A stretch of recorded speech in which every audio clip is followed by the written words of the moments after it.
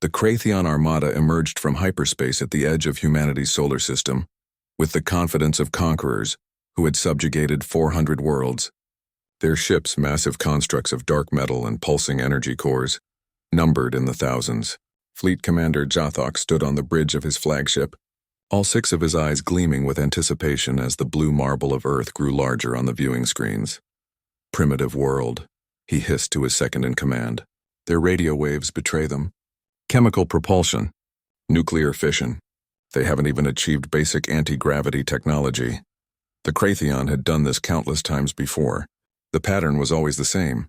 Appear in overwhelming force, demonstrate superior firepower on an uninhabited target, and watch the natives surrender within hours. Those who resisted were obliterated.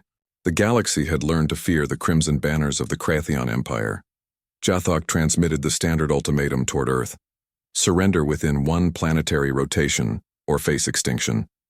He expected panic, desperate communications, perhaps a futile military response with their quaint explosive projectiles. Instead, he received a single message in flawless Crathion dialect: "We decline. You have 10 minutes to leave our system." The bridge crew erupted in clicking laughter. Jathok's mandibles spread in what passed for a Crathion smile. Brave words from primitives. Begin the demonstration. Destroy their moon. 3 capital ships positioned themselves and charged their planet crackers, weapons capable of shattering worlds. Energy readings spiked across their hulls as they prepared to fire. Jathok watched the countdown with satisfaction. The weapons fired and vanished, not the moon. The energy beams themselves simply ceased to exist 3 kilometers from the ship's hulls, as if reality had decided they had no right to be there. Confused readings flooded the bridge. Before Jathok could process what happened, every screen in his fleet simultaneously displayed the same image: a human woman, middle-aged, sitting calmly behind a simple desk. "I am Dr. Sarah Chen, speaking on behalf of the United Earth government," she said, her voice transmitted directly into every Crathion ship. "You attempted to destroy our moon. This was unwise." Jathok slammed a clawed appendage on his command console. "Impossible. Scan for their transmission source. Find their—" His words died as his sensor officer released a sound of pure terror. "Commander, our weapons are gone. All of them. Every ship. Particle cannons, plasma projectors, missile systems, erased." "And what do you mean, erased?" "They no longer exist, sir. They were never installed. The mounting points show no sign of them ever being there." "Impossible." Jathok's mind reeled. Retroactive technology? Reality manipulation? These humans still use combustion engines. Dr. Chen continued speaking, her expression never changing from one of polite professionalism. "You're wondering how? Let me explain something about humanity, Commander Jathok. Yes, we know your name. We know everything about you. Your species' biology, your empire's structure, the location of every Crathion world." She pulled up a holographic display showing the Crathion home system in perfect detail.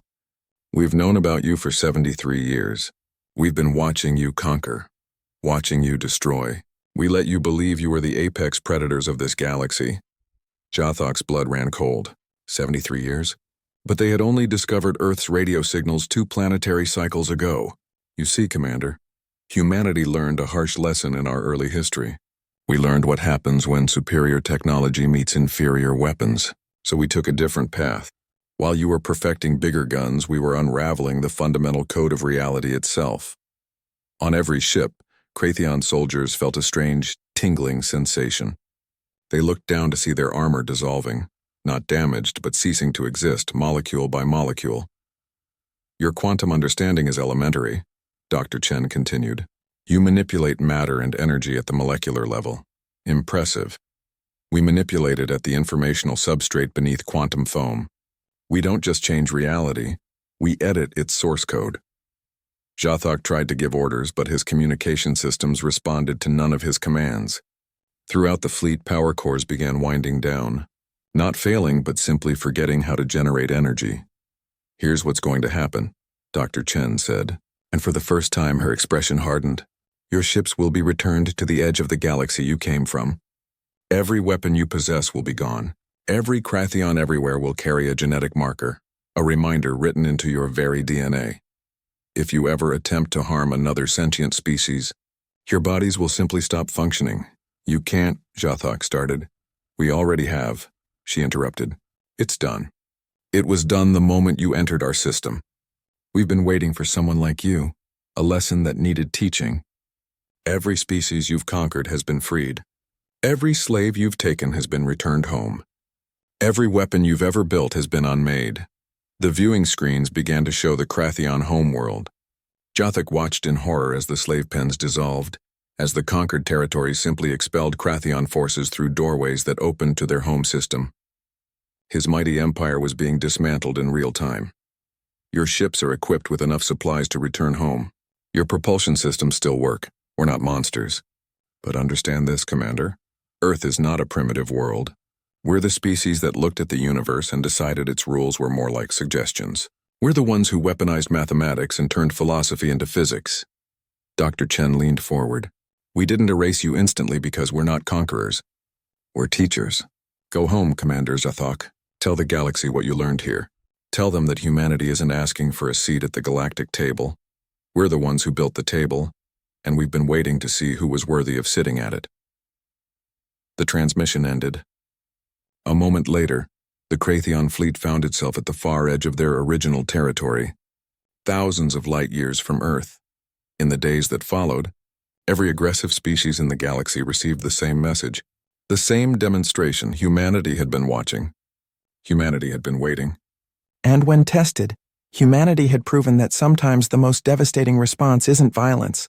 It's the absolute removal of the capacity for it. The Krathion never returned to the Sol system. Neither did anyone else who came with hostile intent. Earth remained alone, watching, waiting, the silent guardian who had shown the galaxy that true power wasn't in destruction. It was in the choice to spare those who deserved none of it.